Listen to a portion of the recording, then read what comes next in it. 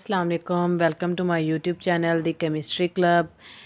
My name is Tahreem Aslam, and today we are going to discuss about galvanic या voltaic cell. जैसे कि पिछली video में मैंने आपको इलेक्ट्रोकेमिकल सेल के बारे में बताया था, उसकी हमने आगे टाइप्स देखी थी कि उसकी दो टाइप्स हैं, electrolytic cell and galvanic cell. Electrolytic cell के बारे में हमने उसकी कंप्लीट इन्फॉर्मेशन देखी और उसका आगे टाइप डाउन सेल देखा। डाउन सेल को मैंने बताया था कि मरकरी सेल या नेल्सन सेल भी कहा जाता है। आज हम डिस्कस करेंगे our next topic, our next type, galvanic or voltaic cell. So what about galvanic cell? The cell that convert chemical energy into electrical energy called galvanic cell. In this cell, spontaneous redox reaction take place. Galvanic cell is galvanic name is given after the Italian scientist Viggi Galvani and Alessandro Volta के नाम पर इस cell को galvanic cell कहा जाता है। और ये केमिकल एनर्जी को इलेक्ट्रिकल एनर्जी में कन्वर्ट करता है। स्पॉन्टेनियस है। जो इलेक्ट्रोलाइटिक सेल के बारे में मैंने आपको बताया था, उसमें मैंने बताया था कि उसमें नॉन स्पॉन्टेनियस रेडॉक्स रिएक्शन होते हैं और इसमें spontaneous redox reaction take place होते हैं।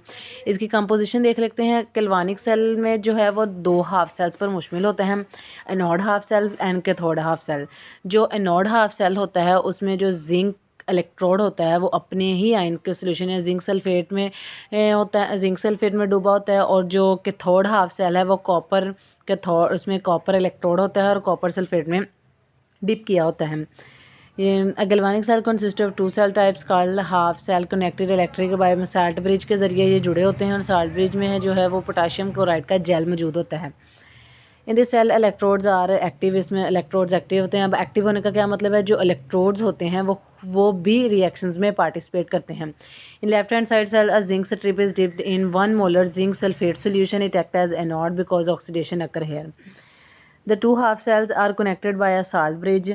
फर्स्ट ऑफ ऑल हम साल्ट ब्रिज का फंक्शन देख लेते हैं। साल्ट ब्रिज क्या है? A salt bridge consist of a U shaped glass tube containing aqueous solution of KCl in jail form. ये एक यू शेप ग्लास ट्यूब होती है जिसमें पोटाशियम क्लोराइड का जेल मौजूद होता है। It is sealed at two end by a glass wool plug, मतलब दोनों एंड पर ये सील्ड होती हैं। It has following function. अब इसके फंक्शंस क्या है? ये it keep electrical contact of two, मतलब दोनों हाफ सेल्स का इलेक्ट्रिकल कॉन्टैक्ट बनाता है। डायरेक्ट मिक्सिंग ऑफ सोल्यूशन से ये बचाता है, मतलब कि दोनों सोल्यूशंस को मिक्स नहीं होने देता, because direct mixing of two solution of the half cell are destroyed. अगर दोनों की डायरेक्ट मिक्सिंग हो जाए तो हाफ सेल जो है वो डिस्ट्रॉय हो जाते हैं। It maintain the electrical neutrality in two solution, में ये दोनों सोल्यूशंस की इलेक्ट्रिकल न्यूट्रलिटी को मेंटेन करता है, किसी को कम या ज़्यादा होने नहीं देता। एनी नेट चार्ज, किसी भी नेट चार्ज के अकामुलेशन को उनका ज़्यादा हो जाना या उनका कम हो जाना उससे बचाता है। If diffusional exchange of ion does not take place the net charge accumulation, मतलब अगर एक्सचेंज के आइंस की डिफ्यूजनल एक्सचेंज ना हो तो नेट चार्ज अकामुलेशन होगा। Thus flow of electron in outer circuit stop and redox reaction would stop. तो जो रिडॉक्स रिएक्शन होगा वो स्टॉप हो जाएगा। लेकिन जो हमारे पास साल्ट ब्रिज होता है वो हमें इससे बचाता है और रिएक्शन को स्मूथली ये होने देता है। Now we discuss its working, ये कैसे काम करता है या इसका मेन वर्क क्या है। The zinc metal has tendency to lose electron more easily than copper. हम जानते हैं कि जो जिंक मेटल है वो कॉपर से ज़्यादा अच्छे से इलेक्ट्रॉन लूज़ कर सकती है, जिसके नतीजे में जो ऑक्सीडेशन होगी वो जिंक पर होगी और जो जिंक वाला इलेक्ट्रोड होगा वो एनोड कहलाएगा। द इलेक्ट्रॉन्स फ्लो फ्रॉम जो zinc electrode through the external wire on circuit copper electrode. जो इलेक्ट्रॉन्स होंगे वो जिंक से कॉपर की तरफ मूव करेंगे। The electrons are gain by copper ions of solution and copper atom deposit at electrode. The respective oxidation and reduction process going on the two electrodes are as follow. जहाँ पे हम देख सकते हैं जो जिंक पर उस पर ऑक्सीडेशन हो गई है, दो इलेक्ट्रॉन अपने लूज़ करेगा और जो कॉपर है इस पर रिडक्शन हो गई है, दो इलेक्ट्रॉन गेन करके कॉपर में चेंज हो जाएगा। यहाँ पर मैं इसकी आपको ये वाली डायग्राम भी शो करवा देती हूँ जिसमें ये हमारे पास साल्ट ब्रिज है। KCl का K+ और Cl- अपने आइंस में चेंज हो जाते हैं। जिंक सल्फेट का सोल्यूशन है, जो जिंक है एज एनोड काम करता है, जिंक इलेक्ट्रोड, एंड कॉपर जो है एज ए कैथोड काम करता है। जिंक पर ऑक्सीडेशन होगी एंड कॉपर पर रिडक्शन होगी। जिंक अपने दो इलेक्ट्रॉन लूज़ करेगा जो कि इलेक्ट्रिक सर्किट के ज़रिए कॉपर की तरफ मूव करेंगे। जो ओवरऑल रिएक्शन ये होगा, जिंक और कॉपर का रिएक्शन होगा। जो zinc as a result of redox reaction electric current produced होगा। द बैटरीज विच आर वो use starting automobile, running calculator and toys में जो होती हैं उन पर गैल्वानिक सेल का जो प्रिंसिपल है वही अप्लाई होता है। रिवर्सिबिलिटी ऑफ वॉलेटिक सेल, मतलब अब गैल्वानिक सेल जो मैंने आपको बताया स्पॉन्टेनियस रेडॉक्स रिएक्शन इसमें होते हैं, लेकिन रिवर्सिबिलिटी ऑफ वॉलेटिक या गैल्वानिक सेल का मतलब ये है कि इसमें नॉन स्पॉन्टेनियस भी हो सकता है। कैसे?